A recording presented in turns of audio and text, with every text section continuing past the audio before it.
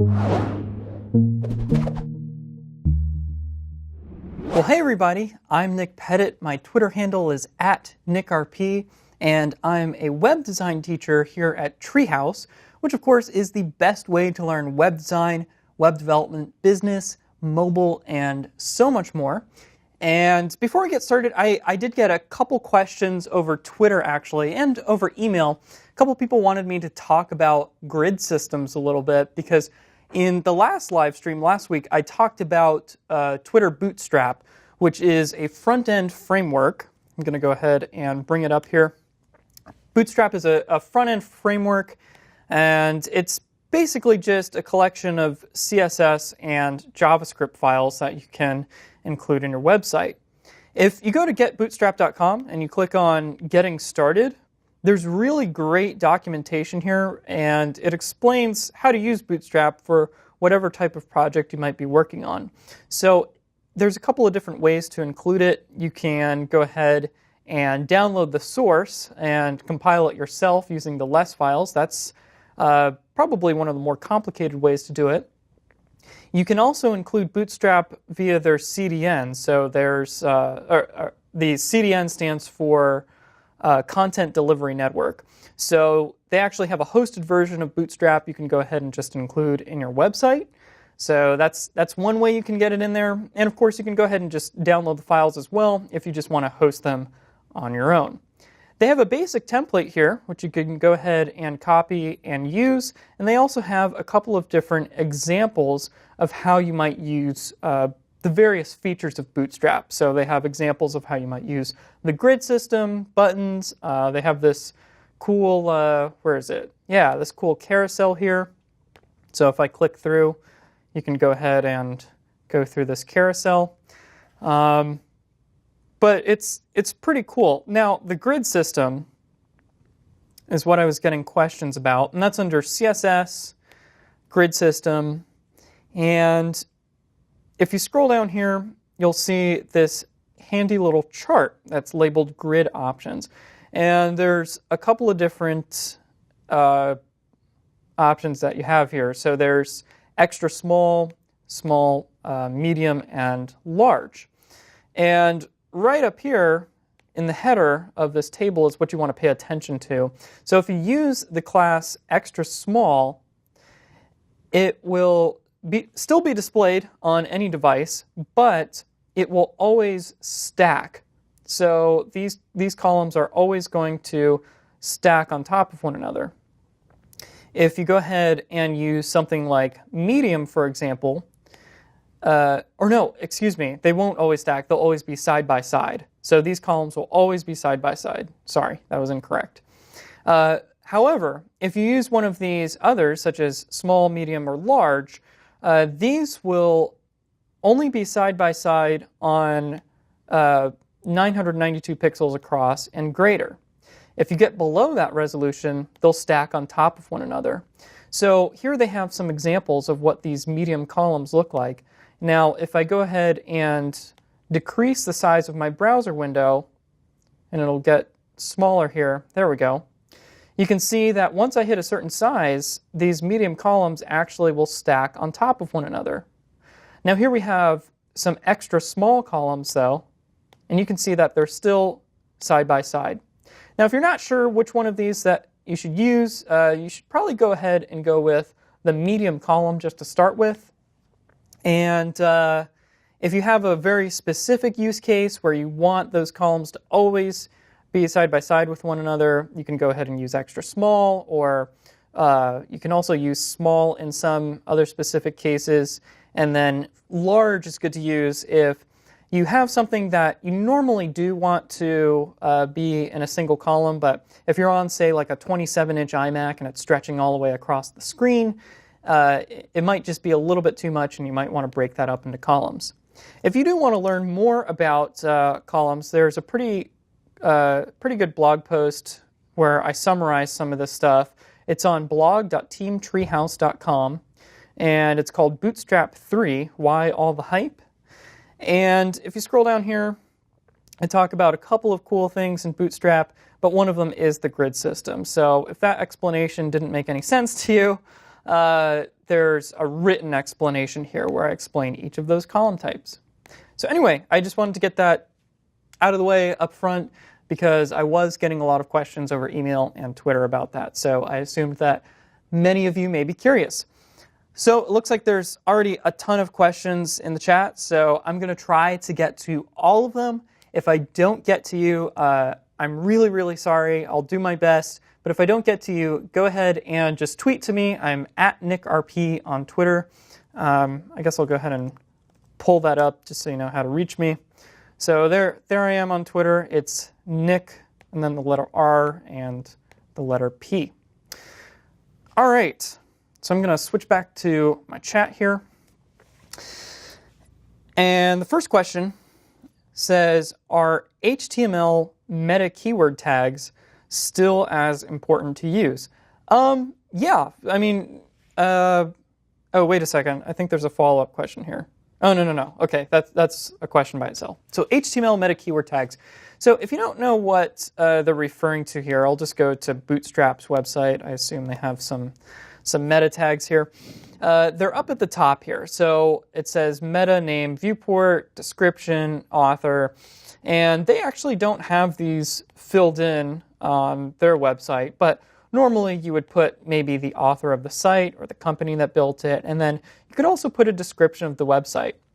Now, I'm not an SEO expert. I don't claim to be. However, I think this description is what comes up in Google search results. So if I were to go to Google and type in, oops, I have caps lock on. If I were to type in Bootstrap, it should be this stuff right here. So this text, I think, is what comes up when you fill in the description. And yeah, that's certainly a good thing to fill in. You want to make sure that you have good keywords in there for what people might be searching for, because Google does look at that. But again, take that with a grain of salt. Please look that up yourself. I'm not 100% certain on that. All right, next question is, any advice about scrollable web design? So one-page designs, in other words. Also, is it bad for SEO? It just so happens that there's also a really great blog post about this on the Treehouse blog. It came up pretty recently. Let's see. Maybe not as recently as I thought here. Well, I thought I had it bookmarked. I guess not. Anyway, there's a good blog post somewhere here about one-page websites, and it lists out a bunch of cool different projects and frameworks and pieces of JavaScript that you can go ahead and use. Let's see. Nope, that wasn't it. All right. Well, I'm not going to find it. But in terms of scrollable web design, in terms of just the general advice about it, I mean, I think it's a good idea. I think that if you don't have a ton of information that you want to get across, it may not always make sense to split that up into separate pages. It may just make sense to put it into one page. So if you go ahead and click on the top level navigation, it would normally stay fixed and it would scroll down with the browser window as you scroll down the page, and that would help you jump to different parts of the site. And that kind of navigation, yeah, I mean, it's great. It's particularly great for marketing. Actually, I think if I go to teamtreehouse.com/iPad, I want to say that we have a one-page site. Yeah, this is a fairly good example of a one-pager. We don't have the navigation that scrolls with this, and there are ways to get to other parts of the site, but this is generally what a one-page site looks like. And there's kind of a big headline image up here, or some sort of text that goes across, and then you scroll down and you can learn more about what it is that you're looking at. Actually, the homepage for teamtreehouse.com when you're logged out is a similar example. It has a video up here at the top, and you can go ahead and click Start Learning Today. There's still multiple pages here. There's more more stuff here, but a lot of sites won't even have that. They'll just be one page, and they'll have kind of, a gridified, broken up bits of information that are displayed as you scroll down the page.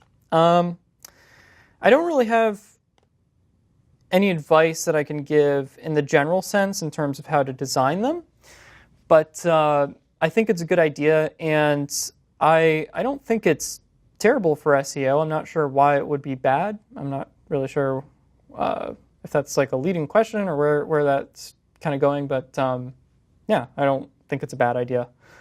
Okay, next question is it still good practice to leave the slash before ending empty elements? Okay, so they're talking about what are called self-closing elements, and I think there's probably a blog post about this on CSS tricks. I think that's where I remember seeing it last.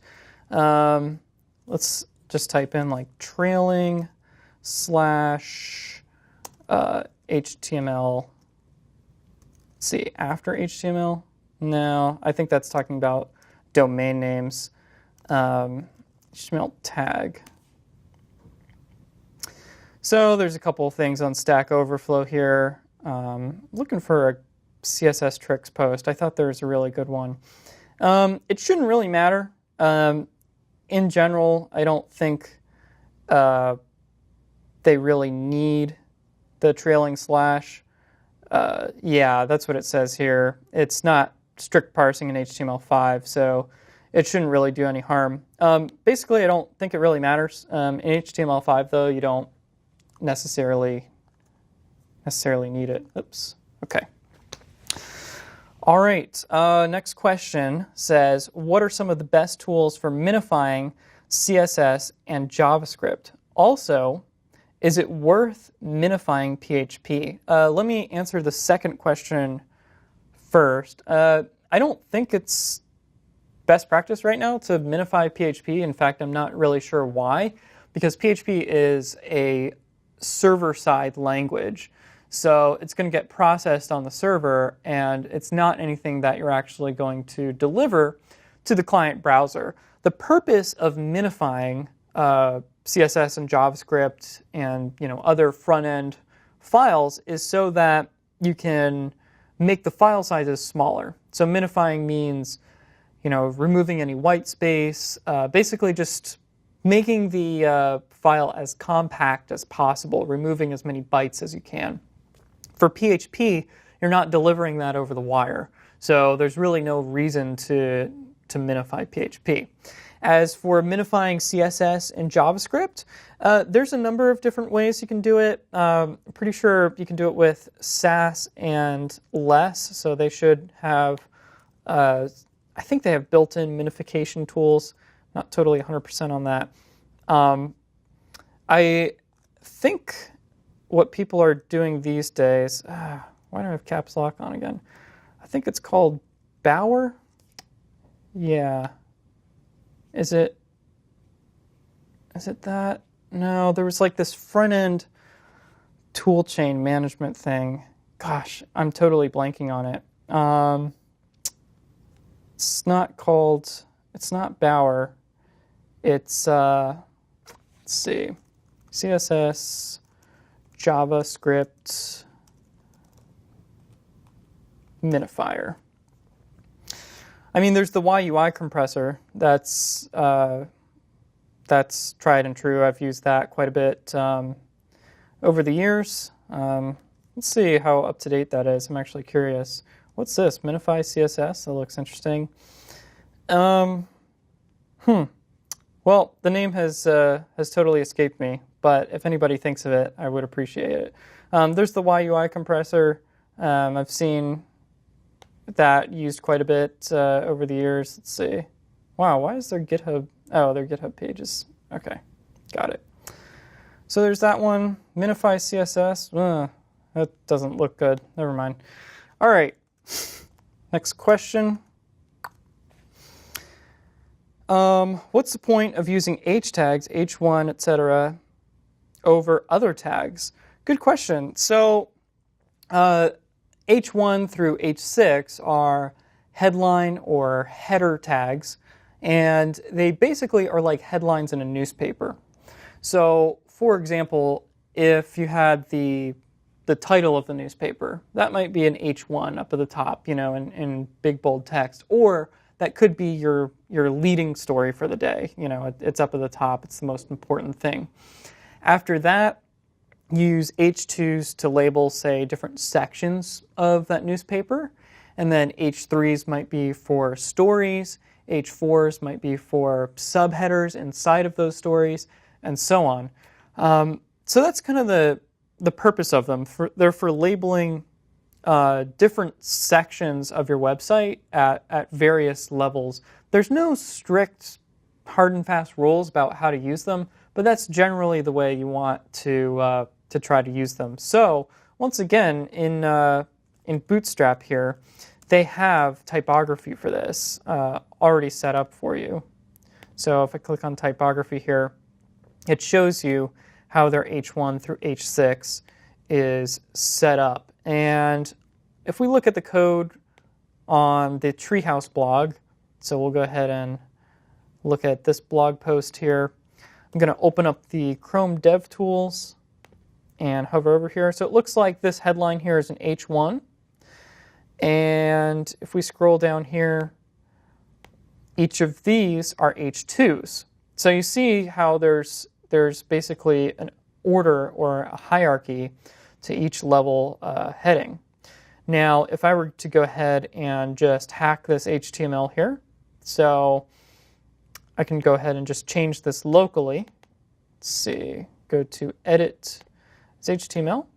I could go ahead and change this to an H3. Oops, there we go.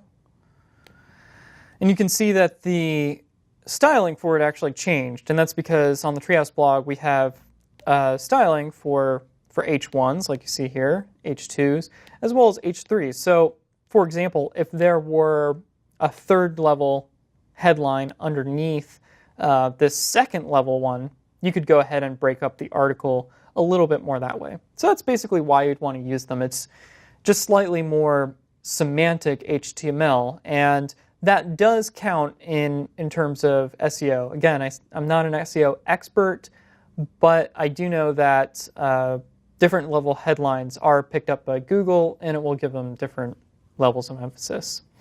So, next question says, how can you properly combine JavaScript at the end of your HTML for fewer requests? Again, there's a number of ways to do it. Let's see if the Treehouse blog is doing this. I assume so. Yeah, it looks like there's some stuff. So first part of the question is talking about putting JavaScript at the end of an HTML document.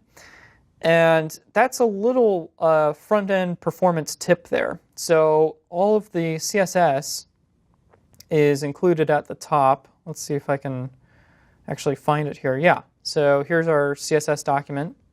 There's some JavaScript here. It's not terrible to put it at the top, but putting it at the bottom tends to be slightly more performant. Sometimes there's some very specific reasons why you can't put it at the bottom, so that's probably why that's here. But or just because it's WordPress or something weird. But if you can put your CSS at the top, what that's going to do is it's going to block anything else in the HTML from loading. So when your page is loading up, it will go ahead and load down the page. It's going down the page looking for assets to load in, and it will load in the CSS, and then it will render the rest of the page. And what that's going to do is it's going to prevent any kind of popping on the page, for lack of a better term. So basically, when there's CSS already loaded in, and then it loads in everything else on the page, it won't like load in an unstyled page and then suddenly style it if the CSS were, say, at the bottom of the page, for example. So that's why you want to put CSS at the top. JavaScript, however, can go at the bottom because it will make the page appear slightly more performant. And in some cases, it will actually load the page faster, if I'm not mistaken. But if you put it at the bottom, it will load in all of the CSS and HTML first, and you don't need the JavaScript for the page to actually render and display in most cases. At least you shouldn't if you have clean separation of structure, behavior, and presentation. So you can get away without that behavioral layer really being there. It looks like the page is already loaded, when really there's a couple more things that need to get loaded in. And that's okay, because in most cases, the site visitor isn't actually clicking on anything immediately. They're kind of looking at the page and assessing things and taking everything in. And in that small time window, you can go ahead and load in the rest of the JavaScript at the end of the page. So that's why you'd want to put it at the bottom. The other performance tip here is he's talking about putting all of the JavaScript together. And the reason you'd want to do that is to reduce HTTP requests for other assets. So every time you have an image or a CSS file or a JavaScript file load in, that's an HTTP request. And the more you can cut down on each one of those requests, typically the better. You can go ahead and combine assets together, and it will make the page load a lot faster because you're only doing one request and you're pulling in all the bytes all at once. This is pretty easy to do with CSS. You can just go ahead and use something like less or Sass, which is basically a CSS extension language. Let me go ahead and type in Sass. That stands for Syntactically Awesome Style Sheets. And Sass will go ahead and help you combine all of those into one. There's actually a couple different Sass frameworks, one of which is Compass, and I believe it helps you do a similar thing. So that's one way to put all of your CSS together. A lot of the minifiers out there will actually help you do that as well and help you do a similar thing with JavaScript. So you can combine all of those together into one request. So next question is, what's the best way to handle responsive navigation on drop-down menus? Well, there's not really a best way, but there's a couple different ways you could do it. I think Bootstrap has responsive navigation by default. Let me go ahead and look here. So they have a drop-down menu. Yeah, that's kind of what I thought would happen. So yes, this is a good example. So let's see, where was it? Text? Oh gosh, now I lost it. Text. There we go. Oops. Okay. So here we have a nav bar, right? And there's a couple of things in that nav bar. And if we go ahead and size down the page here, you can see that suddenly there's a little button. It has 3 little lines here. And somehow, some way, that has become the universal symbol for navigation. Everybody has been using it. In fact, even Google Chrome is using it here. There's 3 lines everywhere. And actually, oh, hey, look at that. Even Bootstrap on their website is using Bootstrap. And so they have a nav bar up here.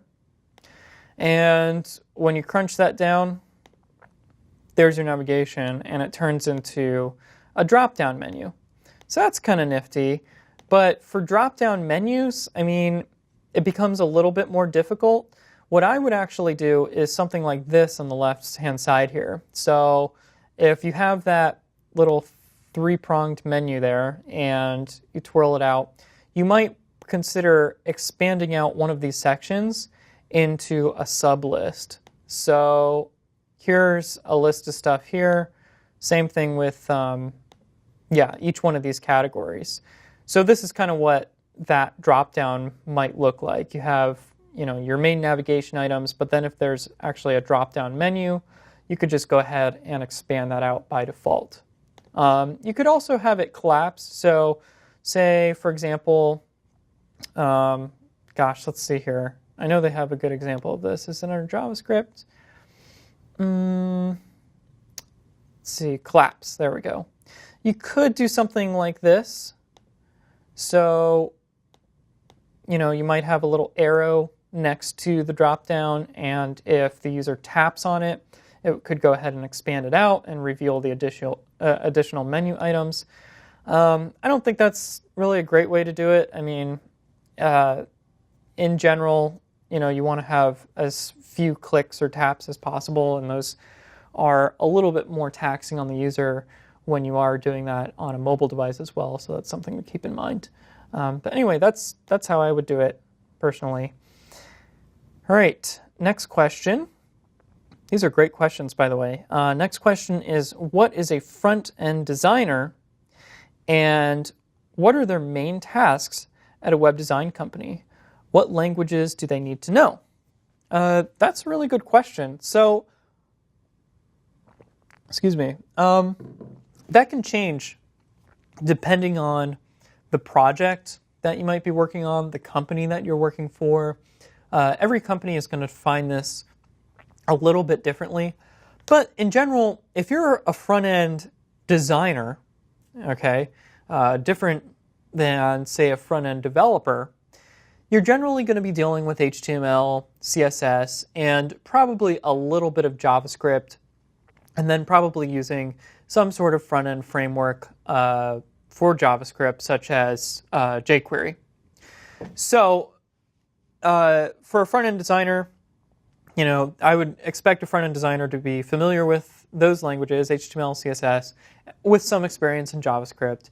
And they also need to be able to design stuff. I don't really think there's a whole lot of room in the web design community, at least it's a growing or a shrinking need anyway, for designers that only know how to design stuff.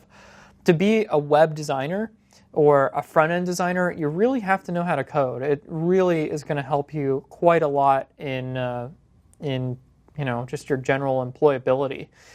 But I would expect that person to be able to design really well and then implement those designs in HTML, CSS, and do it in a way that's, accessible, responsive, SEO friendly, and very performant as well. So you want, the page to be accessible to people with disabilities. You want it to be accessible to mobile devices.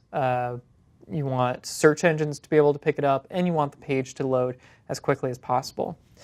For a front-end developer, it's a little bit different. I think the definition is tweaked less so towards design and more so towards development, as the names would imply. So a front-end developer probably isn't going to do really much design work, if any at all. They should maybe know a little bit about design to at least support the designers that they work with. But a front-end developer would more so do a lot of the heavy JavaScript work. And if you're new to JavaScript, you should know that it's a pretty deep rabbit hole. There's a lot of stuff to learn about JavaScript. There's a lot of JavaScript frameworks. There's things like CoffeeScript, Node, Ember, Angular, and all sorts of stuff to learn about JavaScript. So anyway, that's what I would define a front-end designer as: HTML, CSS, a little bit of JavaScript, strong design skills. Next question is, how do you convert a static HTML site to a more dynamic one using PHP without using Google PageRank? I was understanding that question until the very last bit there about using Google PageRank. Well, let's address that first part just to kind of isolate the confusion here. So Google PageRank is Google's system for, ranking pages. Basically, it assigns a number 1 through 10 to a web page, and that number is based on a huge variety of factors. Google has very, very advanced algorithms for determining the rank of a page when you do a search. And so if a page is, say, a 10, and it's a very popular page on the internet, such as Twitter or Google or Facebook, things of that nature. I imagine those are probably all 9s or 10s. And if you typed in something like Facebook or something related to Facebook, in fact, I'm wondering what would happen if I typed in something like social network. So I'd get the movie. Would I get Facebook at all? Not quite. So actually that was a terrible example. But if I type in Facebook, it's going to be at the top every time. And similarly, Wikipedia also has a pretty high page rank, so that's coming up too. And other popular websites like Mashable, few popular news publications, etc. So to increase your page rank, I mean, there's a bunch of SEO tactics that you can go ahead and use. The best thing to do, though, is to try to get links that are leading back to your website that will go ahead and boost your page rank more dramatically than almost any other tactic. Anyway, that's what PageRank is. And I wanted to explain that because I'm not really sure what that has to do with this other question here. They're trying to show me something in the control room, and I can't quite. Losing. Oh. I meant to say losing. I typed using. Oh, okay. Without losing patron. Oh. Thank you. My mistake. So he said it should be without losing PageRank, not without using PageRank. Anyway, that's what PageRank is. Now you know what that means. In terms of losing PageRank, I don't think converting a static HTML site to a dynamic one using PHP is really going to affect your PageRank at all. Maybe it is. That's very situational and specific, so it's hard to speak to the particulars of that scenario. But in terms of how to convert an HTML site to a dynamic one using PHP, again, it depends. It depends what you're trying to do. I mean, if you know PHP and you know how to use a database such as MySQL, it shouldn't be terribly difficult to add that type of functionality. You can maybe start to iterate and layer in that functionality slowly. So maybe say you wanted to add something like search. That would be a good place to start, because then you can have maybe a PHP search page and you can keep the rest of your site static and start to layer in that functionality. So if users type in to search, the form submits to, say, search.php, and it would display a list of results that link to things on the website. So that might be one way to start layering in that dynamic functionality. But typically when you're creating a dynamic site with dynamic functionality, you're not always going to start with a static site. A lot of times those sites are new ideas and they're conceived with dynamic functionality from the start. However, if you are working with a designer and you're the PHP developer, the designer might you might have a workflow where the designer hands you HTML and CSS templates, and as a developer, you have to go ahead and layer in that functionality on your own. So you have to, figure out, okay, here's the search box that the designer left for me. As a developer, now I have to go ahead and figure out how to wire up that functionality, as we say. Okay, sorry, that was so confusing. Next question is, how do you transfer learning web design online to real-life skills? Well, the good news is web design is already online, so it's pretty transferable to the real environment that you'll be working in. But to be more specific, I think a lot of the skills that are more difficult to learn online are the interpersonal skills that you might need to work with other designers and developers and project managers and so on within a company. We offer some of that stuff at Treehouse. We have this really great course called Career Foundations, where we talk all about, things to help you along with your career.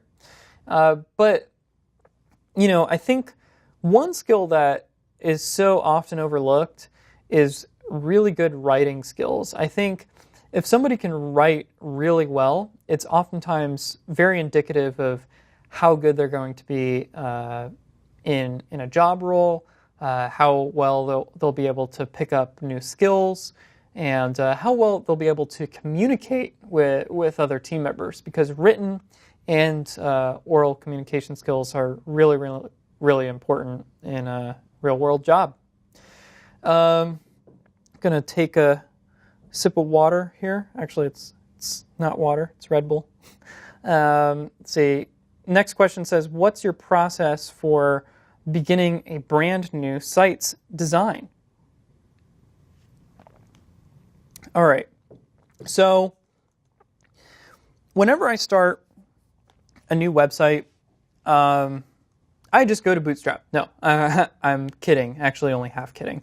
I do use Bootstrap for a lot of new sites, but before I do that, I'll usually conceptualize about the site for a little bit. So I might go into Photoshop, or I might use pencil and paper, or I might use a wireframing tool like Balsamic Mockups here. And I like using Balsamic Mockups because it's designed for mocking up web and mobile interfaces. So I can go ahead and drag out things like a browser window. So that's pretty cool. And then inside of my browser window, I can go ahead and start to draw out, rectangles here. So I say, okay, I'm going to have maybe like, a big headline here. And let's see if they have navigation. I think they do.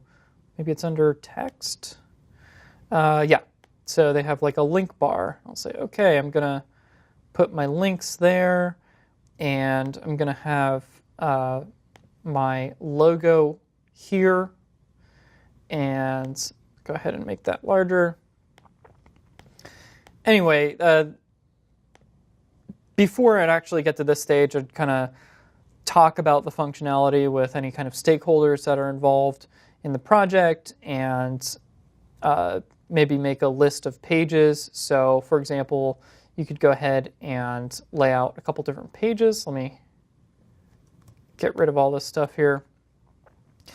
And you might start to make some kind of a diagram. So you might say, okay, well, there's going to be this page, and then there's going to be these three other pages, and let's see, do we have, markup.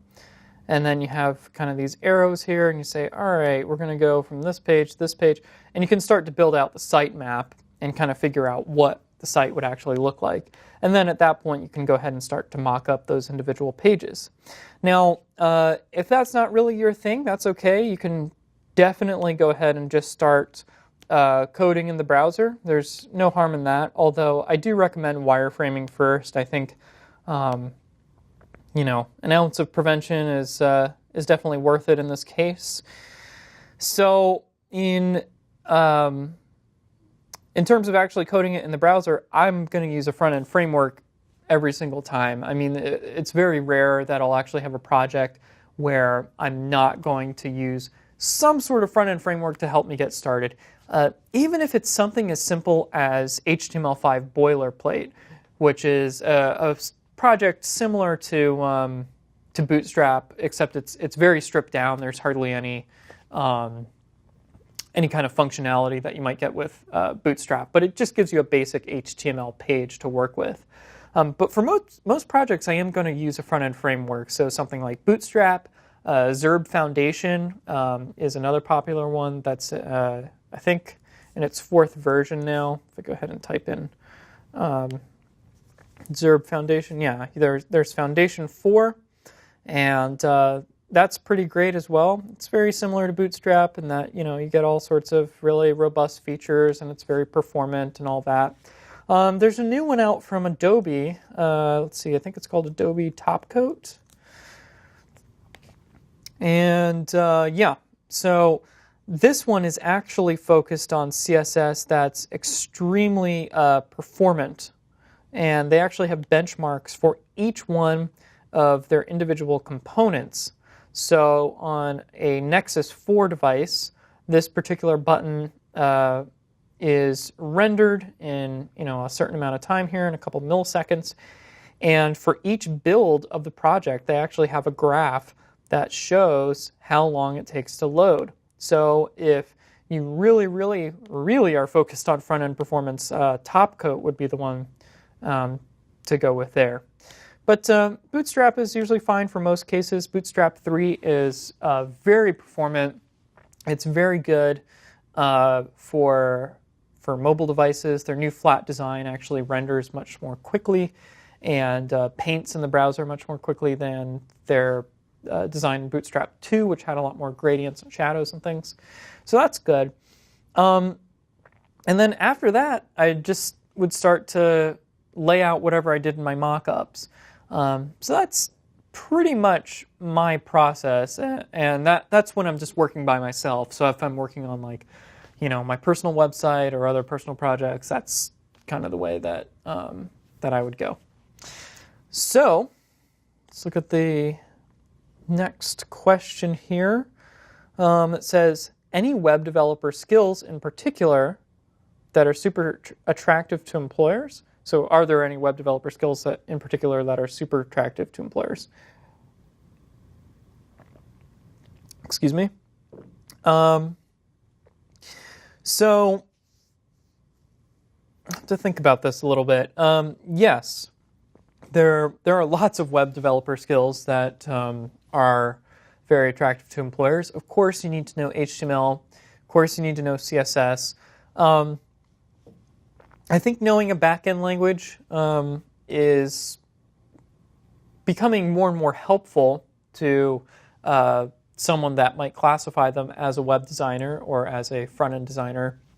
So, for example, if you know how to at least be proficient in a back-end framework like Ruby on Rails, for example, and you know how to manipulate the views and can design them yourself without having to bug the developer, that's super valuable because you're going to crank out projects faster, you're going to be able to collaborate better, and you won't just have to hand off your HTML and CSS to the developer for them to go ahead and wire it up. Because when that happens, the developer might not implement and design exactly how you envisioned it, or you might be able to do something in the code that's a little bit more efficient or a little bit better.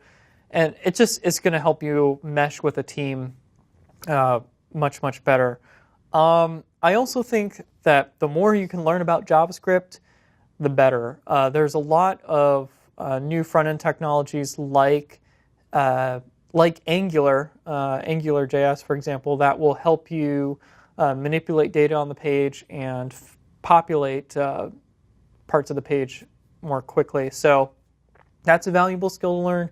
The JavaScript developers have a pretty wide range of skill. You can be pretty beginner, and you can also be very, very expert. So I guess what I'm trying to say is there's a very high skill ceiling with JavaScript.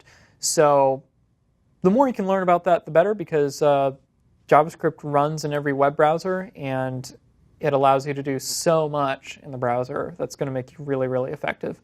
And the last thing I'd point out there is, again, if you have great writing skills, so much of the web is text.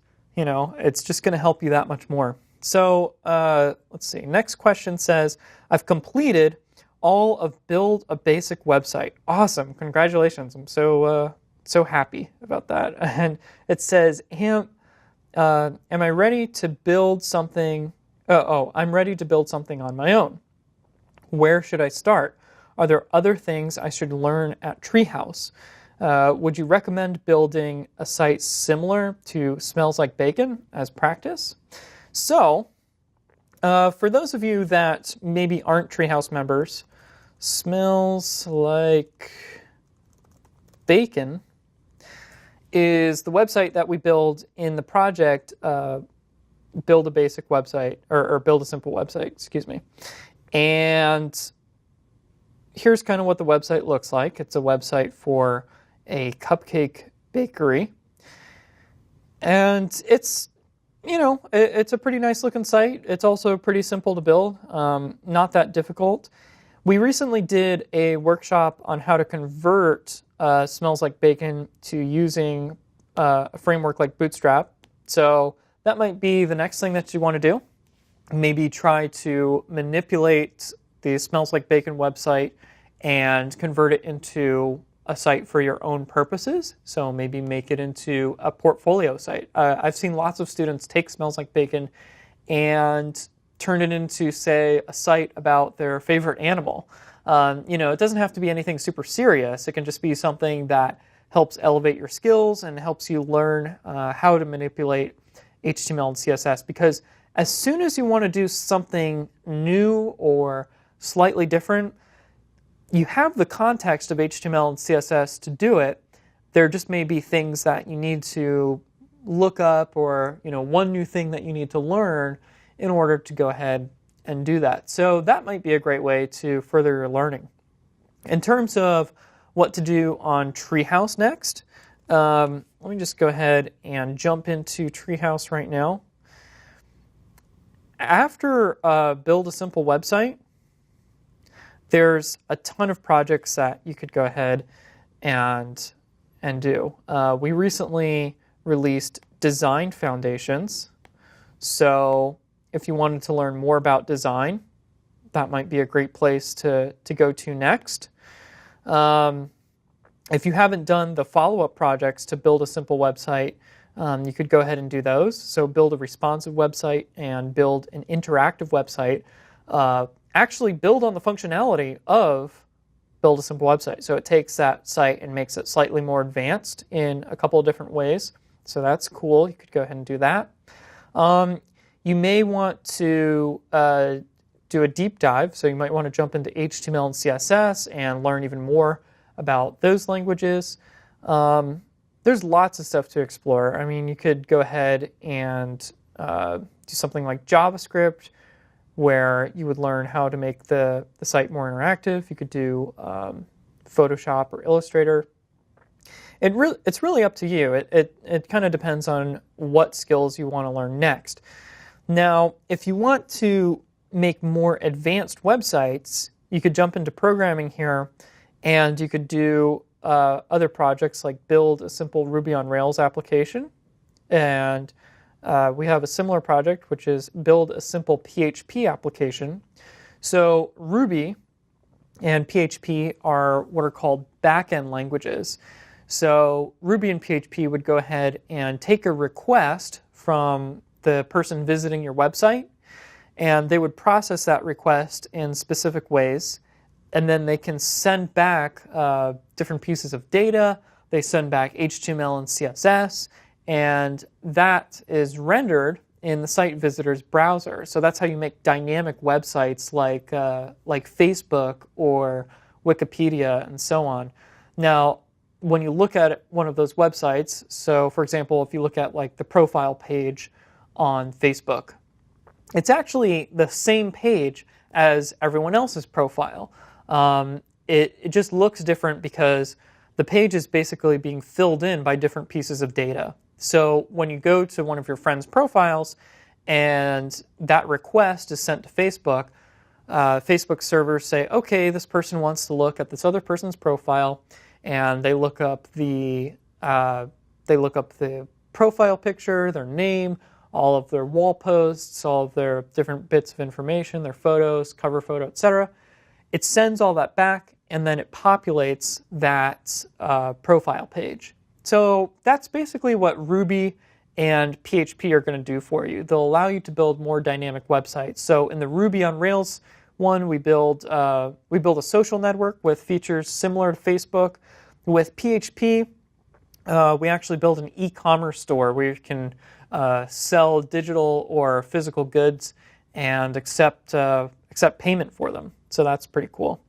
So it really just depends on where you want to take your learning next. I mean, if you want to go deeper into the design path, you can go ahead and do that with Design Foundations, Photoshop, Illustrator, things of that nature. If you want to kind of veer more towards programming, I would recommend you start getting into JavaScript and then start learning backend languages like Ruby or PHP. And really, if you want to make yourself as employable as possible, you should learn as much as you can. You should learn JavaScript, Ruby, and PHP. You should learn all those things. Or if you really want to be a great designer, you should learn as much as you possibly can about design.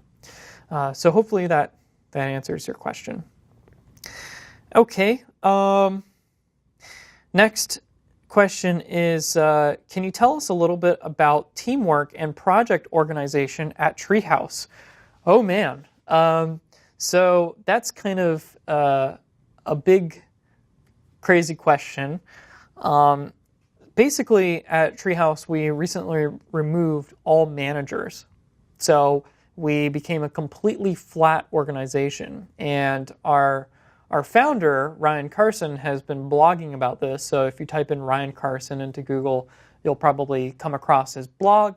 And there's a whole series of blog posts about how we organize our team and how we pick what projects get developed in our new flat structure. This isn't totally unique to Treehouse. There's a couple of other companies that do this. GitHub is very similar in nature. Valve, which is the company that makes Steam and a couple of popular games, they also have a flat structure. So there's a bunch of really large companies that are doing this. And it sounds kind of crazy to somebody that's never been in that kind of structure before, but it actually works great. It's totally amazing. And in terms of projects, this is going to be a gross simplification, but basically we propose a project to the group. So we have a couple of different internal tools that we use to propose projects, and people can comment on them and vote on them and discuss them and things of that nature. And then people can sign up to be a part of a project, or they become attached to a project, and we go from there.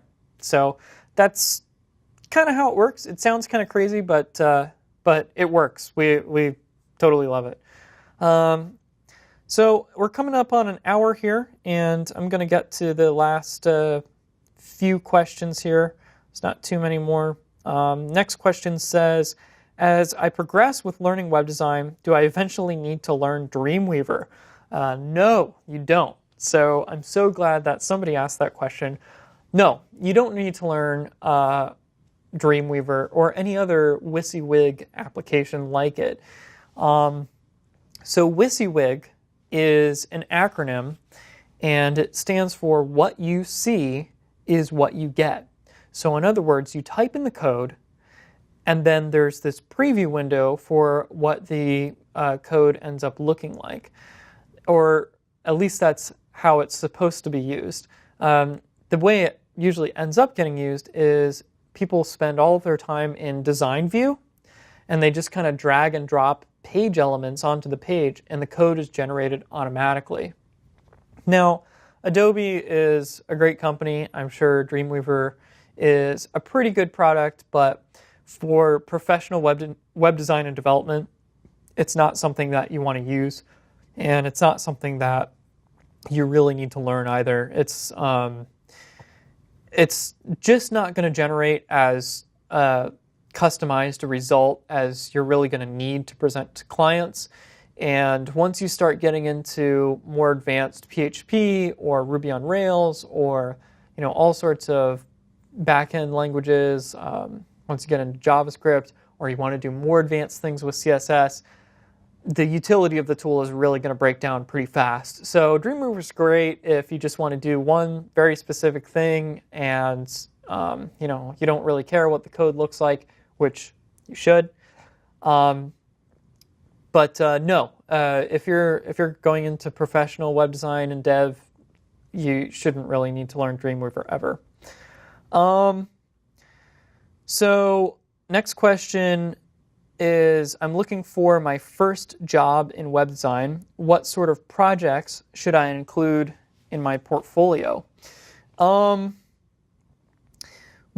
you should include your best work in your portfolio. So if you have a whole bunch of websites, you have like 10 or 15 different sites that you think might be possible candidates for your portfolio, you want to try to cut them down to just a few of the very, very best ones. So if you have maybe like 3 or 4 projects that you think are super great, go ahead and showcase those, and that way you can say a little bit more about them. You have a limited amount of attention span, really. You only have so much of a person's attention that you can draw from them.